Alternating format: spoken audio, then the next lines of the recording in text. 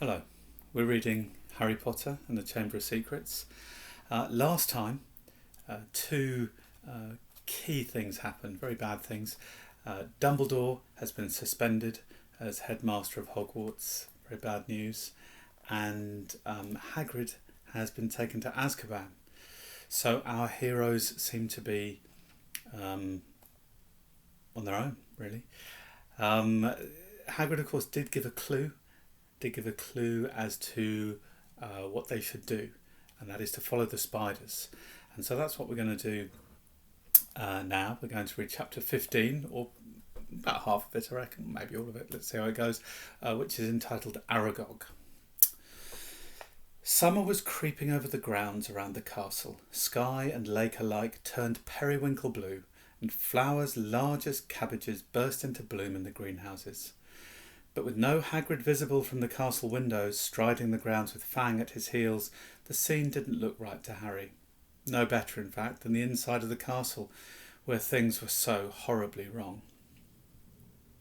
Harry and Ron had tried to visit Hermione, but visitors were now barred from the hospital wing.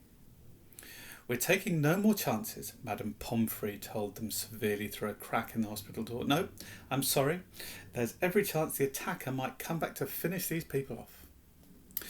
With Dumbledore gone, fear had spread as never before, so that the sun warming the castle walls outside seemed to stop at the mullioned windows. There was barely a face to be seen in the school that didn't look worried and tense, and any laughter that rang through the corridors sounded shrill and unnatural, and was quickly stifled.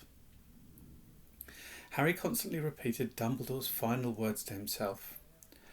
"I will only truly have left this school when none here are loyal to me. Help will always be given at Hogwarts to those who ask for it." But what good were these words? Who exactly were they supposed to ask for help when everyone was just as confused and scared as they were? Hagrid's hint about the spiders was far easier to understand. The trouble was there didn't seem to be a single spider left in the castle to follow. Harry looked everywhere he went, helped, rather reluctantly, by Ron. They were hampered, of course, by the fact that they weren't allowed to wander off on their own, but had to move around the castle in a pack with other Gryffindors. Most of their fellow students seemed glad that they were being shepherded from class to class by teachers, but Harry found it very irksome. One person, however, seemed to be thoroughly enjoying the atmosphere of terror and suspicion. Draco Malfoy was strutting around the school as though he had just been appointed head boy. Harry didn't realise what he was so pleased about until a potions lesson about a fortnight after Dumbledore and Hagrid had left, when, sitting right behind Malfoy, Harry overheard him gloating to Crabbe and Goyle. "I always thought Father might be the one who got rid of Dumbledore," he said, not troubling to keep his voice down. "I told you he thinks Dumbledore's the worst headmaster the school's ever had. Maybe we'll get a decent headmaster now. Someone who won't want the Chamber of Secrets closed. McGonagall won't last long. She's only filling in." Snape swept past Harry, making no comment about Hermione's empty seat and cauldron. "Sir," said Malfoy loudly. "Sir, why don't you apply for the headmaster's job?"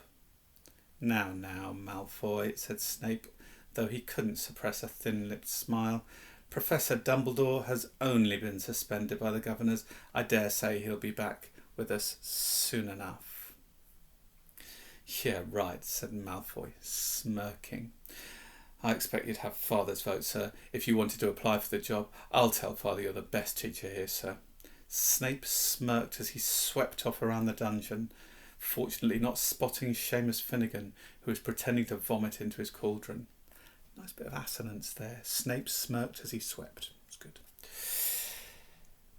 "I'm quite surprised the mudbloods haven't all packed their bags by now," Malfoy went on. "Bet you 5 galleons the next one dies. Pity it wasn't Granger."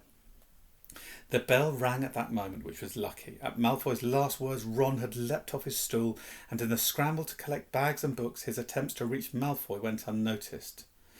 "Let me at him," Ron growled as Harry and Dean hung onto his arms. "I don't care. I don't need my wand. I'm going to kill him with my bare hands." "Hurry up. I've got to take you all to herbology, barked Snape over the class's head, and off they went, crocodile fashion, with Harry, Ron and Dean bringing up the rear. Ron still trying to get loose. It was only safe to let go of him when Snape had seen them out of the castle, and they were making their way across the vegetable patch towards the greenhouses. The herbology class was very subdued. There were now 2 missing from their number, Justin and Hermione. Professor Sprout set them all to work pruning the Abyssinian shrivel figs. Harry went to tip an armful of withered stalks onto the compost heap and found himself face to face with Ernie Macmillan. Ernie took a deep breath and said very formally, "I just want to say, Harry, that I'm sorry I ever suspected you. I know you'd never attacked Hermione Granger, and I apologise for all the stuff I said. We're all in the same boat now, and well..." He held out a pudgy hand, and Harry shook it. Ernie and his friend Hannah came to work at the same shrivel fig as Harry and Ron. "That Draco Malfoy character," said Ernie, breaking off dead twigs. "He seems very pleased about all this, doesn't he? Do you know, I think he might be Slytherin's heir." "That's clever of you," said Ron, who didn't seem to have forgiven Ernie as readily as Harry. "Do you think it's Malfoy, Harry?" Ernie asked. "No," said Harry, so firmly that Ernie and Hannah stared. A second later, Harry spotted something that made him hit Ron over the hand with his pruning shears. "Ouch, what are you..." Harry was pointing at the ground a few feet away. Several large spiders were scurrying across the earth. Oh yeah," said Ron, trying and failing to look pleased, "but we can't follow them now." Ernie and Hannah were listening curiously. Harry watched the spiders running away. "Looks like they're heading for the Forbidden Forest." And Ron looked even unhappier about that. At the end of the lesson, Professor Sprout escorted the class to their Defence Against the Dark Arts lesson. Harry and Ron lagged behind the others so they could talk out of earshot. "We'll have to use the invisibility cloak again," Harry told Ron. "We can take Fang with us. He's used to going to the forest with Hagrid. He might be some help." "Right," said Ron, who was twirling his wand nervously in his fingers. Aren't there supposed to be werewolves in the forest?" he added as they took their usual places at the back of Lockhart's classroom. Preferring not to answer that question, Harry said, "There are good things in there too. The centaurs are all right, and the unicorns." Ron had never been into the Forbidden Forest before. Harry had entered it only once, and had hoped never to do so again. Lockhart bounded into the room and the class stared at him. Every other teacher in the place was looking grimmer than usual, but Lockhart appeared nothing short of buoyant. "Come now," he cried, beaming around him. "Why all these long faces?" People swapped exasperated looks, but nobody answered. "Don't you people realise," said Lockhart, speaking slowly as though they were all a bit dim, "the danger has passed. The culprit has been taken away." "Says who?" said Dean Thomas loudly. A bit rudely as well, I think, but we'll leave it. "My dear young man, the Minister of Magic wouldn't have taken Hagrid if he hadn't been 100% sure that he was guilty," said Lockhart, in the tone of someone explaining that 1 and 1 did in fact make 2. "Oh, yes, he would," said Ron, even more loudly than Dean. "I flatter myself I know a touch more about Hagrid's arrest than you do, Mr. Weasley," said Lockhart in a self-satisfied tone. Ron started to say that he didn't think so somehow, but stopped in mid-sentence when Harry kicked him hard under the desk. "We weren't there, remember?" Harry muttered. But Lockhart's disgusting cheeriness, his hints that he'd always thought Hagrid was no good, his confidence that the whole business was now at an end, irritated Harry so much that he yearned to throw gadding with ghouls right in Lockhart's stupid face. Instead, he contented himself with scrawling a note to Ron. "Let's do it tonight. Let's go and find the spiders," kind of thing. Ron read the message, swallowed hard and looked sideways at the empty seat, usually filled by Hermione. The sight seemed to stiffen his resolve and he nodded. The Gryffindor common room was always very crowded these days because from 6 o'clock onwards the Gryffindors had nowhere else to go. They also had plenty to talk about, with the result that the common room often didn't empty until past midnight.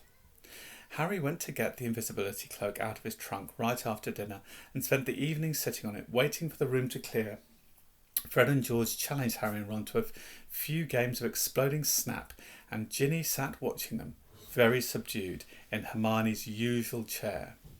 Harry and Ron kept losing on purpose, trying to finish the games quickly, but even so it was well past midnight when Fred, George and Ginny finally went to bed.